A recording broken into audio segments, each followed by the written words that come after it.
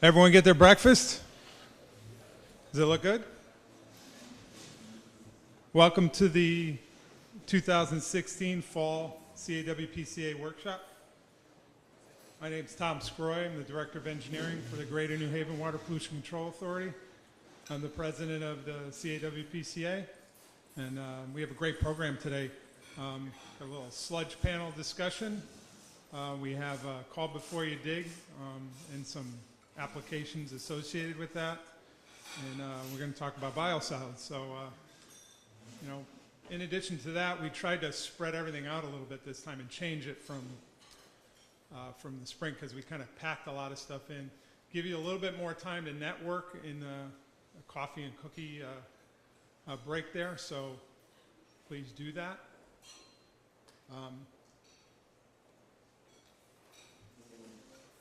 These workshops take a tremendous amount of work, and I didn't realize that too much until I really got involved.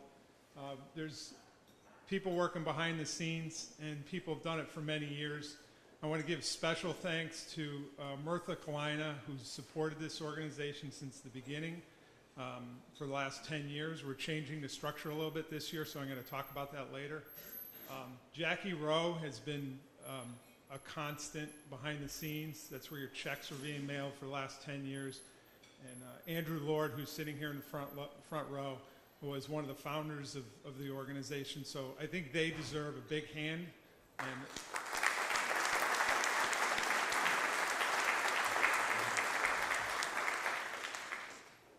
in addition to myself, the other board directors I'll go over afterwards who are heavily involved. Bridget Bulkley is my admin assistant at the Greater New Haven Water Pollution Control Authority. She's also the acting recording secretary for the CAWPCA, was voted in this past spring, and she did a tremendous amount of work with this. Lots of extra hours beyond the normal day in New Haven. So I'd like to thank her too. So give her a round of applause. The new member to our help this time was Janice Moran, who's going to be a key figure in helping us. She's with NUIA, and NUIA is going to be is going to be involved in helping this organization maintain its sustainability. So I'll talk about that a little bit later. One of the reasons this has become such a big success, I think, is that the organization's evolved into a sponsors organization. So I'd like to first start off by thanking all the sponsors involved. And it started off at signature sponsor. We had platinum, gold, and silver, and it's great. We had good involvement, but it's evolved into most of them are signature sponsors now, which is really fantastic. And those signature sponsors are Arcadis, AECom, Blake Equipment, CSL Services, DTC, Kleinfelder, Ty & Bond, Aqua Solutions, CDM Smith, CH2M Hill, Fleet, Langen, Prime AE, and Wright Pierce, in addition to Synagro and Cardinal Engineering. Forgot to mention that. Platinum sponsors, J.K. Muir, Fuss & O'Neill, Westcott and Mapes. A lot of these in the past have been signature sponsors that, or have been signature sponsors in the past that they continue to support. Silver sponsors, H.W. Lochner. And our coffee and cookie hour, or not so much an hour, but our break is sponsored by Fairfield County Bank Insurance Services and Synagro. So I'd like to give everyone a big hand for that. Thank you so much for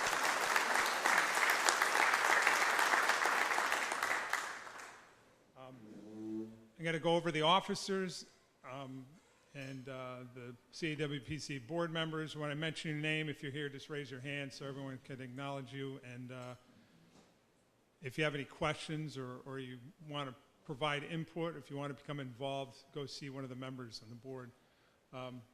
Like I said, I'm the president, Tom Sgroi. Dennis Cuevas is of Water Pollution Control Authority in Waterbury is the vice president. Dennis, you around? Joe Schwartz, I'm not sure if he's here, from Mirtha Kalina. He's our acting treasurer.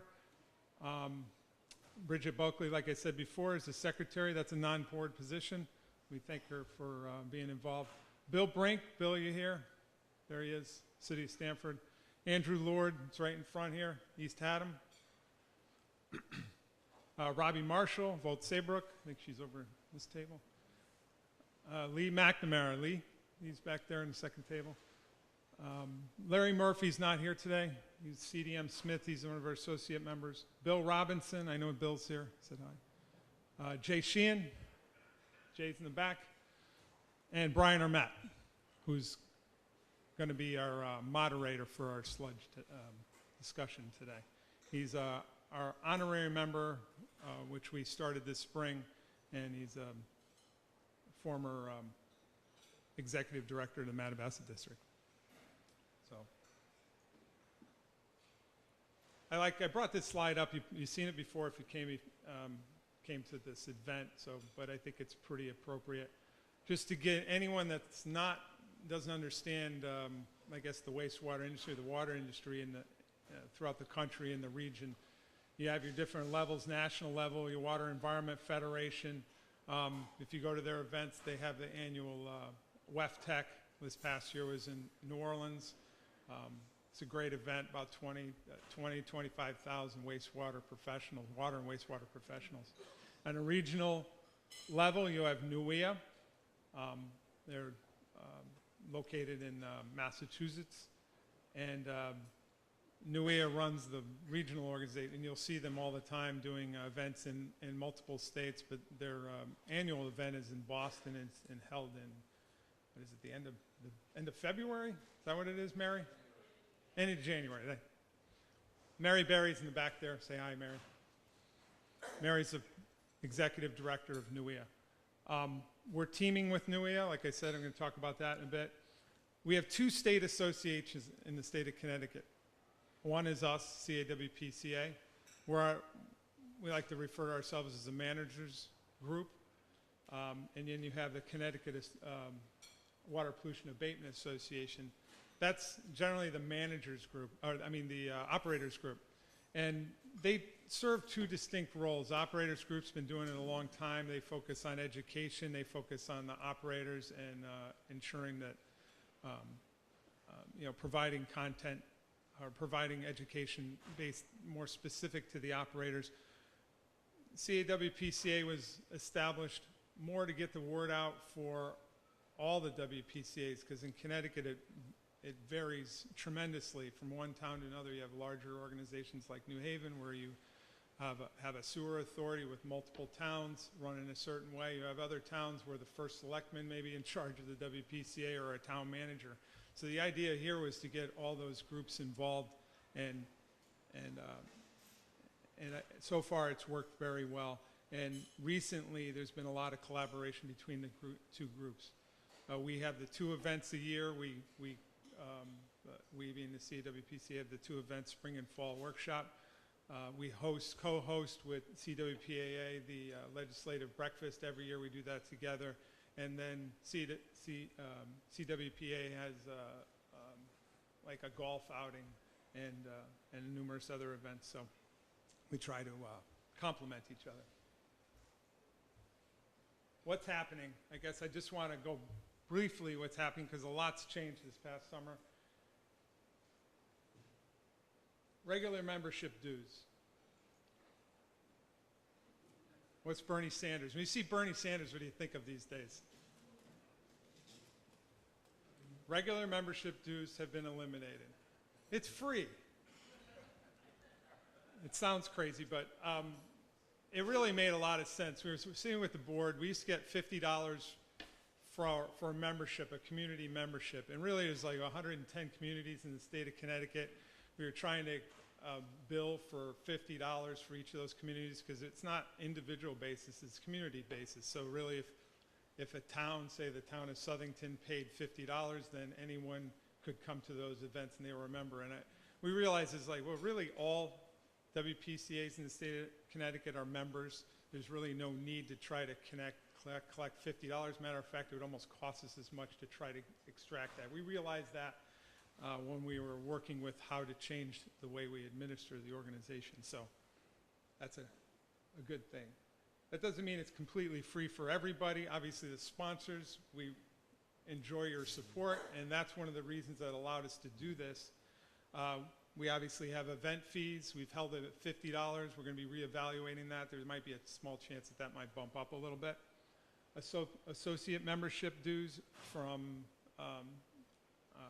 from our associate members are still $100 a year, so it's very reasonable. So if you're a vendor or a contractor or consultant, we'd like you to kick in $100 a year beyond your sponsorship. So we think that's very reasonable and it's sustainable. We held two network events this past summer. One was June 30th. It was a Poo and Brew, we're calling it. Actually, this was jointly sponsored. NUIA took the lead on this with their Young Professionals Committee, and we supported it along with CWPAA and co-sponsored it. And it was a great success. The good thing about it, it had a lot of young people there. And I think there was between 50 and 60 people that I ended up at the brewery. I'm not quite sure how many actually went on a tour. I heard quite a few. So they went on a tour of the Stratford plant, and then went on to the brewery afterwards. The next one, I have to actually credit the board members, specifically Larry Murphy, for helping me out with this one, because we've been talking about doing a summer or fall social, just networking event, and really the time is tough with volunteers, and CDM Smith stepped up to the plate, and they actually sponsored it. And actually, it really worked out really well. We had about 40 people that showed up at the Prospect Cafe on October 13th. It's 2 hours after work, and we had open bar and hors d'oeuvres for about an hour. That was complimentary, and it was a nice recipe. So I'll be looking to do that in the future. I think what we could do is co-sponsor it with some of our great sponsors, and do that on maybe a couple times a year, because I think everyone there really enjoyed it. Now this is the larger change here. In the past, like I said, Mirtha Klein was heavily involved, and it was all volunteer.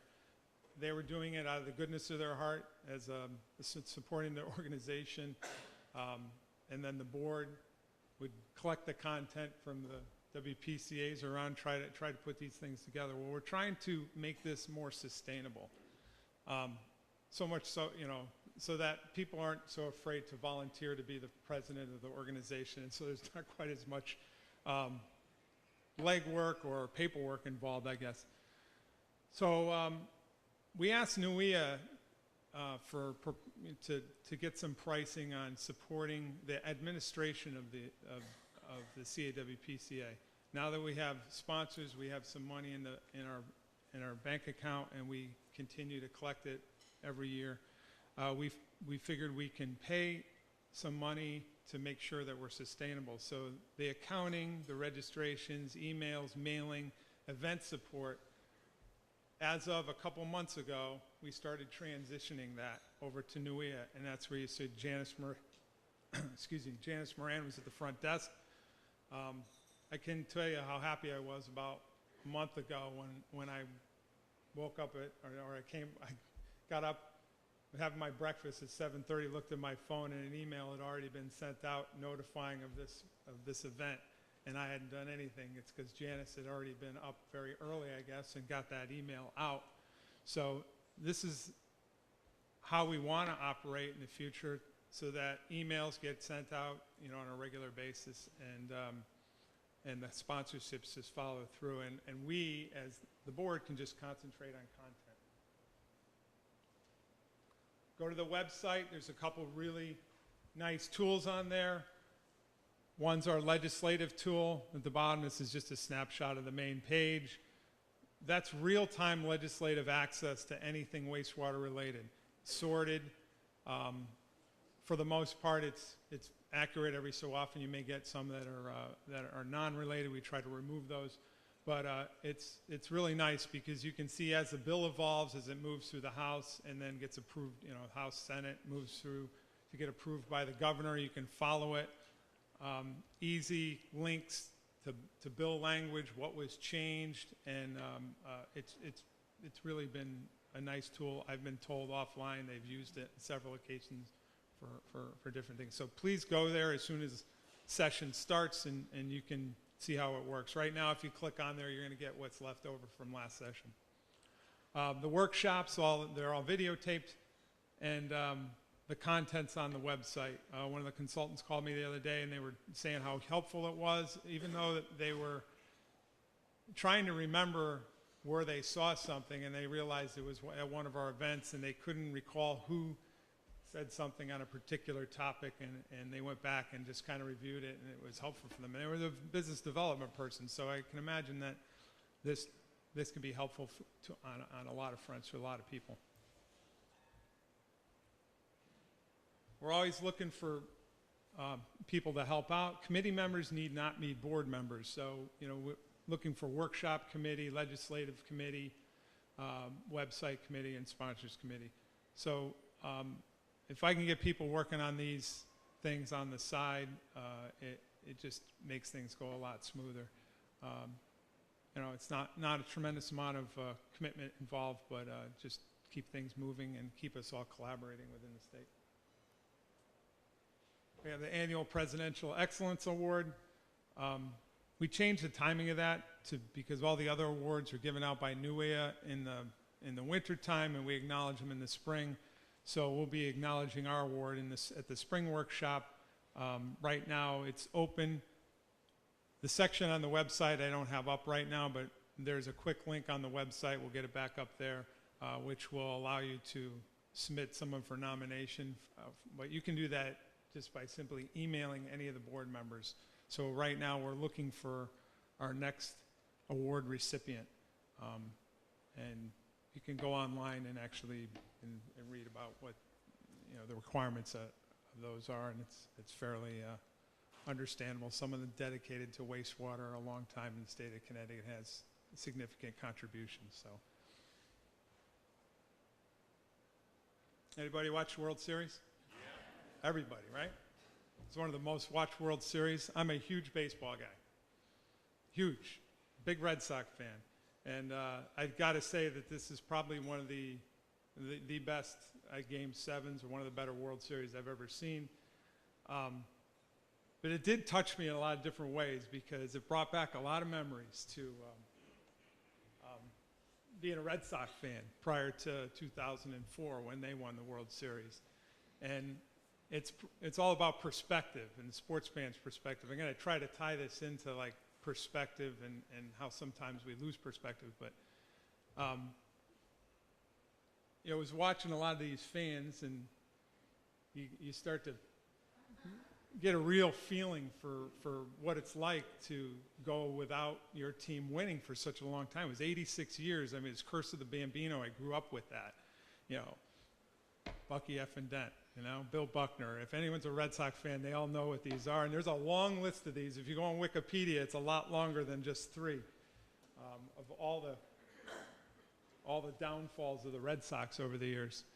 So when I was thinking about this, my dad used to tell me that this is my house I grew up in New Britain on East Street, in an Italian family. I grew up, and my dad used to tell me his dad used to listen to the Red Sox on the radio. They didn't have the TV all the time, so he listened on the radio.